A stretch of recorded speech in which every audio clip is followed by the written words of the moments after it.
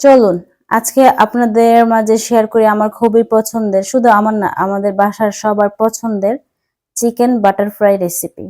শুরুতে হাড় ছাড়া মুরগির মাংসগুলোকে পাতলা করে চিপস আকারে কেটে পানি ঝরিয়ে নিয়েছি।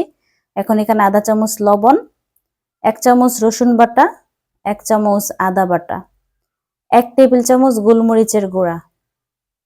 এখানে লেবুর রস দিয়েছি 1 চামচের মতো, 1 টেবিল চামচ খাবারের তেল দিয়েছি।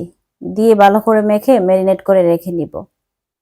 এখন রেডি করে নিচ্ছি ব্যাটারটা। 1 কাপ ময়দা নিয়েছি, 4 টেবিল চামচ কর্নফ্লাওয়ার নিয়েছি, আধা চামচের থেকে কম পরিমাণে লবণ দিয়েছি, আধা চামচ আদা বাটা, আধা চামচ রসুন বাটা দিয়েছি, 1.5 টেবিল চামচ দিয়েছি বাটার। এখানে হচ্ছে কাঁচামরিচ কুচি আর ধনিয়া পাতা কুচি দিয়েছি। বেকিং সোডা দিয়েছি আধা চামচ, আস্ত একটা ডিম দিয়েছি। দিয়ে অল্প পরিমাণে পানি দিয়ে আমি ঘন একটা ব্যাটার রেডি করে নিব। দেখেন ব্যাটারটা রেডি হয়ে গেছে। চুলার মধ্যে তেলটা গরম করে লো টু মিডিয়াম আছে ব্যাটারে ডুবিয়ে আমি চিকেনগুলা ভেজে নিচ্ছি। তো একটা পাশ হয়ে গেলে উপরের পাশটা যখন কাঁচা থাকবে তখন উল্টিয়ে দিব। বারবার নাড়বো না, নাড়লে দেখা যাবে উপরের ব্যাটারটা খুলে পড়ে যাবে।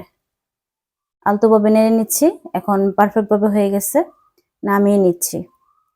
দেখতে কেমন লাগছে জানি না, তবে খেতে কিন্তু মাশাআল্লাহ আলহামদুলিল্লাহ অনেক মজা হয়েছিল। উপরটা অনেক ক্রিস্পি ছিল, ভিতরটা অনেক সফট আর জুসি ছিল।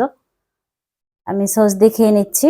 আমার এই রেসিপি ফলো করে বাসায় ট্রাই করে দেখবেন, সত্যি মাশাআল্লাহ অনেক বেশি মজা লাগে।